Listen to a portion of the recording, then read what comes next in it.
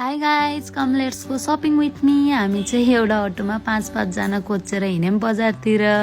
त्यसपछि बजार पुगेपछि हामी गयौँ साडी किन्न गएको। सबभन्दा पहिला हामी श्रीकृष्णमा गयौँ। त्यहाँ चाहिँ हामीलाई साडी त्यस्तो साह्रो मन परेन। अनि त्यसपछि हामी गयौँ लक्ष्मीनारायणतिर। लक्ष्मीनारायणमा चाहिँ साडीहरू राम्रो थियो। यो रातो साडीमा त मेरो यस्तो आँखा गढ्यो नि। मैले मम्मीलाई ट्राई गर्न लगाएको यो साडी लास्टै राम्रो देख्यो मम्मीलाई नि। त्यसपछि मैले भाइलाई अलिअलि कोटको कपडाहरू नि हेरिदिएँ। त्यसपछि साडी पसलमा फर्स्ट टाइम फ्रीको चिया पनि खाएँ।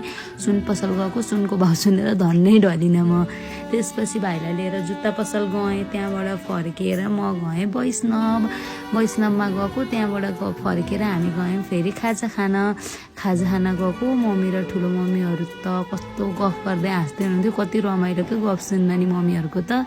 खाजा खायौँ अनि त्यसपछि अटोमा पुक्का पुन्तेरी बोकेर हिँड्यौँ हामी। जाने बेलामा राम्रो स्याउ देखेर स्याउ किन्नु भयो मम्मीले। आजको लागि यति नै, बाई गाइज।